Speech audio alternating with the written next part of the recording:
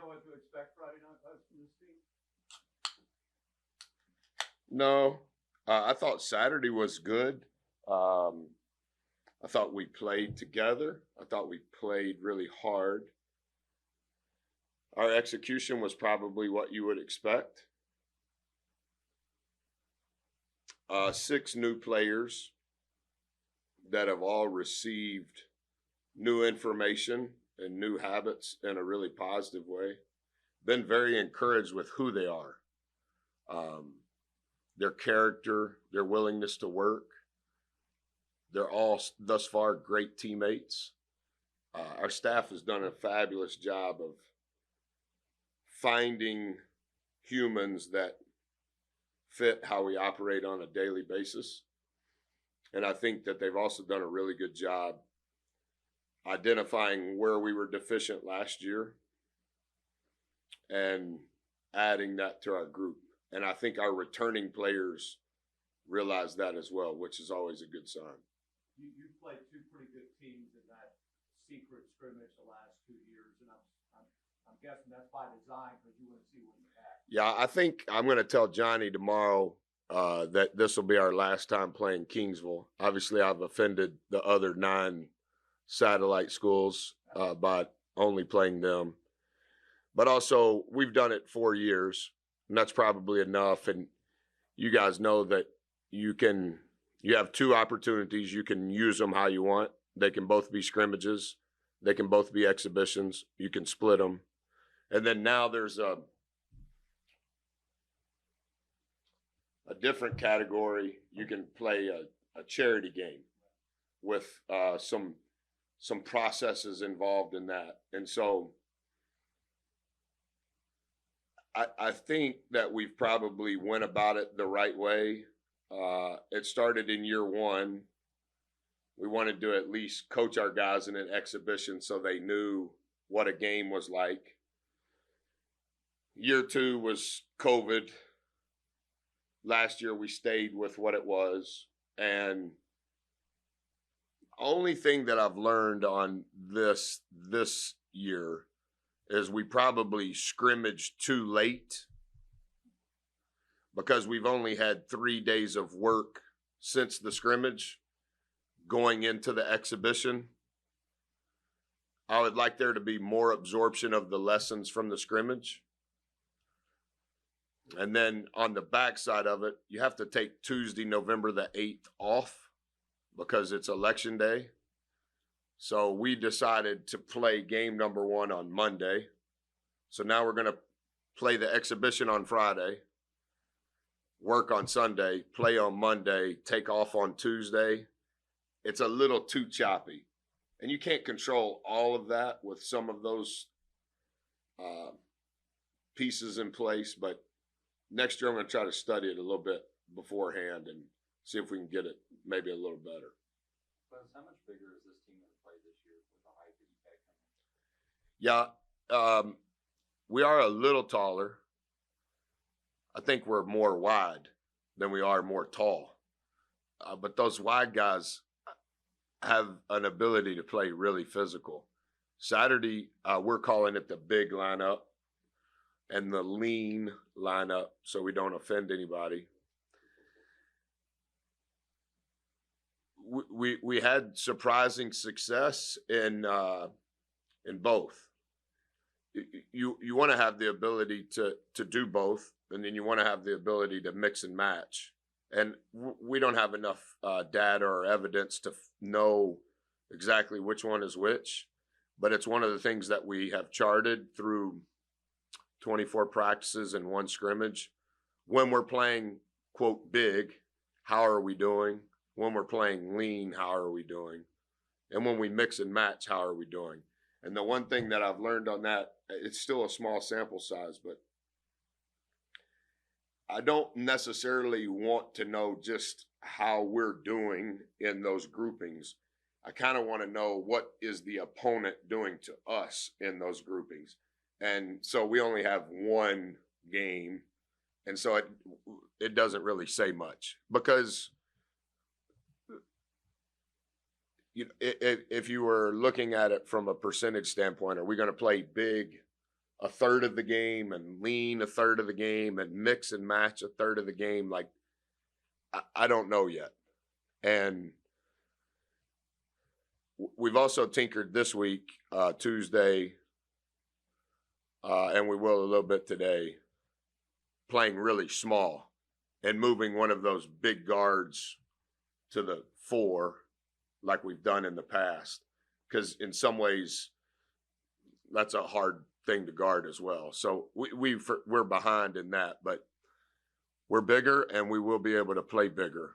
And I think some of the new things that we're doing offensively probably fit that, where if we want to bump down or if we want to bump up, they've both had enough reps, whatever group they may be in, and they have a comfort level with it. And so that's encouraging. What drew you to want to teach some classes this fall? Yeah, obviously both of my parents were educators my whole life. My parents were divorced when I was a baby, but both of them were in academics their whole career. When I was at Virginia Tech, I got really close with the previous president, who had an incredible story. And when he was the president, he taught a class. When he retired, that class continued on. And it was under the premise he still wanted to stay connected to students. He had gotten his doctorate degree from MIT, went to Kentucky when Adolph Rupp was the coach there, got his doctorate degree at 21 years old from MIT. Really, really bright. And he taught at K-State before he went to Virginia Tech. And he wanted to stay close to the students, so he taught a class. It kind of evolved into a business class, and then it turned into a leadership class. And so typical coach speak type engagements, and a few people had heard me speak, and that's kind of what started it. It's through the Corps of Cadets. I knew the commandant, and then it was the guy that ran the business school, and it had turned into a 4,000 level leadership class, and the cadets could take it, but it was more in the business and engineering school. And so I don't have a doctorate degree, so I could only, the rules, if you don't have a doctorate and you're teaching a 3-hour theory class, I think you can only teach less than 50%. And so I taught 49% of the class. It ended up being like 9 or 10 classes. And then the real teacher taught the other ones. And it just blossomed into a lot of different things, a lot of different relationships.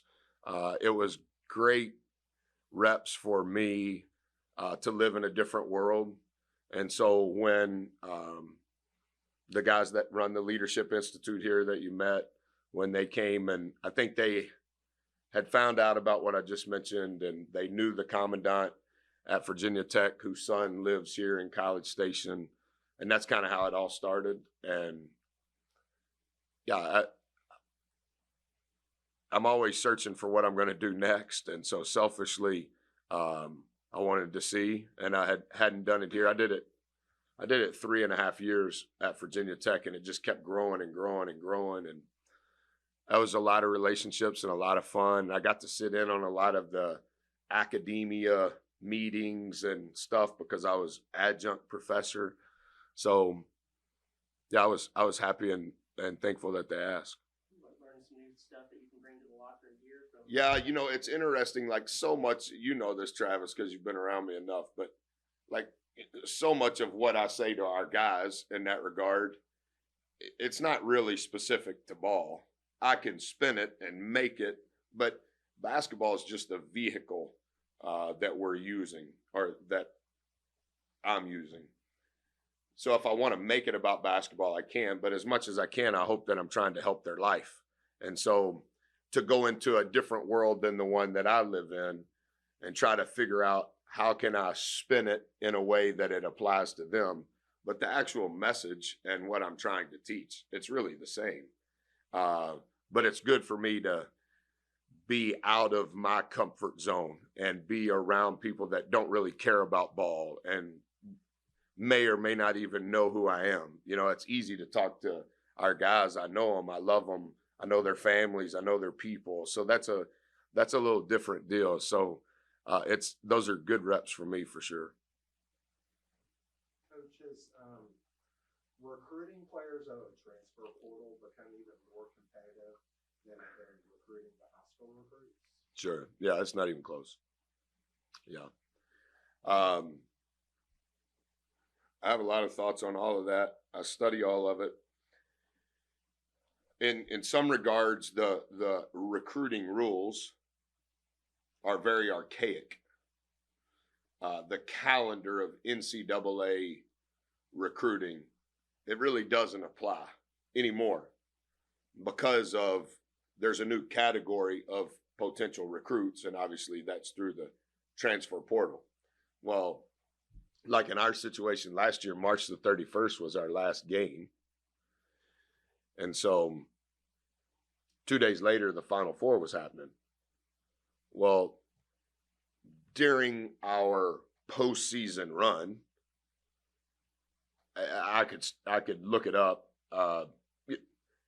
60 to 70 kids per day are going in the transfer portal. Well, I can't leave. We're still playing. We were in Tampa for a week. Well, let's just say 250 kids went in the portal. We're playing every day. So as a head coach, I'm not going to spend much time to it. Other head coaches change how they want to spend time. But then we play 5 games in the NIT and spend a week in New York during that 5-game stretch. So I couldn't go see anyone until after the dead period, which is 5-7 days after the championship game of the Final Four. Well, we may be recruiting and seeing someone for the first time who's been in the portal for 3 weeks. We're behind, right? Because we've been playing. And so I don't have all the answers because there's not enough history to know what's right. And there's a part of me that I think over the last 16 years, part of what we've been good at is growing guys and developing guys.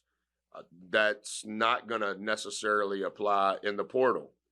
But if you're growing and developing guys, but you're competing against 21 and 22-year-olds every night, no matter how many schools they've been to, that's a hard thing too.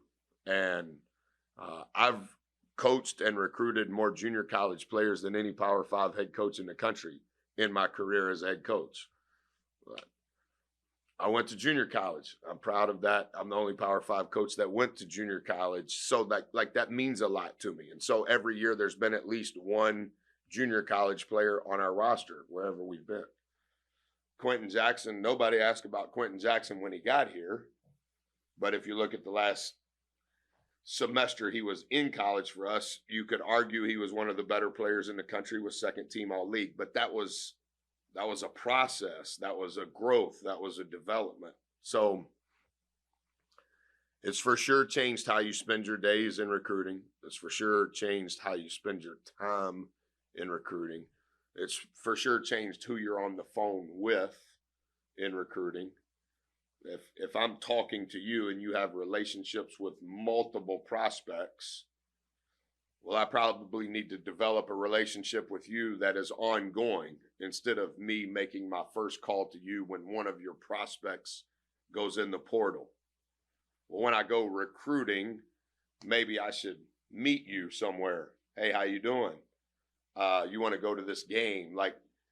So it's changed everything, but we're still abiding by the old rules and the old calendar. And so I think that's why the transformation committee, that's probably one of the things they're trying to figure out is how is this all going to work? And you can transfer once. Well, Twitter says that that's the case. The case is you can transfer as many times as you want and be immediately eligible. So do you want to sign a high school player who can transfer at any moment in time? But the flip side is, do you want to sign a transfer who, in truth, he can transfer as well? You know, like going into the portal last year, the very first recruiting class that you could recruit from the portal, you couldn't go recruit. It was still COVID specific. It was still all on Zoom. And we knew it was coming. And I thought one of the ways that we could maybe create a niche was, of the portal guys, we want the youngest portal guys with the highest room for growth. Henry Coleman. Henry Coleman potentially has a chance to be an all-league player during his career here.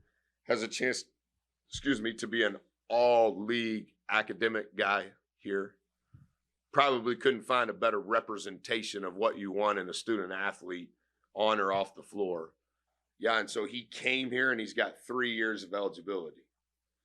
That doesn't mean that signing someone that only has one was the play, but I thought that entering the transfer portal market, the best thing we could do would be to accumulate the best and the youngest in the portal so that those guys could grow with you, with Mo as a freshman, with Four as a freshman, and now you start kind of growing together. And I hope that some of that takes place this year. If you look at all of the guys, we signed guys that have multiple years left in the portal. Solomon Washington was Louisiana Player of the Year. Now he's a freshman.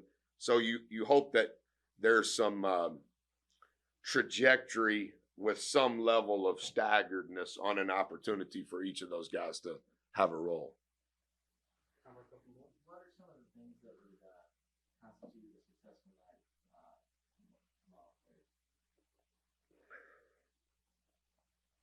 Yeah.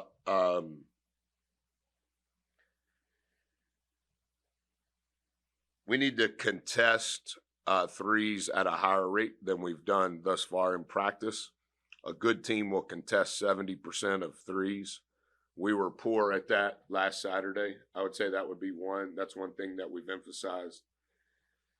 We need to defensive rebound at a higher clip than we did last year. That's been an emphasis all along. And then we need to play with a low turnover rate. New style of play in some regards in the early clock segment of possessions. Obviously, new ball handlers and the symmetry and the togetherness of all that. So I would say those would be a low turnover rate, a high contest rate, and a high defensive rebound percentage. How many different starting lineups could you put on the court tomorrow? Will we see those the next 3 or 4 games? Yeah, I think we'll probably keep twirling them around a little bit. It's not necessarily because one's good or one's bad, just twirling them around so we can kind of figure out which one could eventually evolve into being the best. We're actually doing it a little bit in practice. You know, we'll play a game and here's the teams. All right, now let's play another game. Here's the teams. And we'll play, like I was talking to him, we'll play big versus lean. And then we'll play mix versus mix. And we just kind of keep trying to figure it out.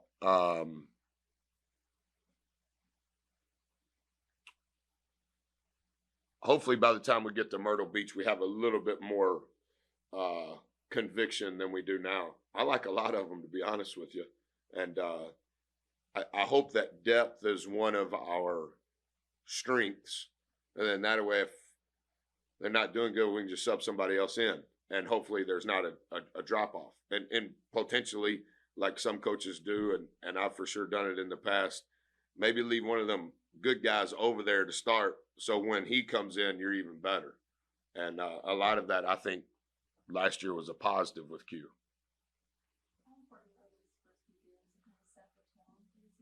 Yeah, I think it's real important, and we'll try to treat tomorrow that way. I know it'll be our first rep, and it doesn't count relative to winning and losing, but we only won by 4 last year. I think they made 12 threes on us, so contested shot percentage will be in effect tomorrow. Yeah, unique schedule. I think we play 7 games in November. And I think 4 of those 7 are on the road. So that's never happened to us here. And so for sure, the next 8 days and the 3 times that we play with fans here, we do need to set the tone, not only for here, but what we're trying to do this month. That's a wrap. Thank you, guys.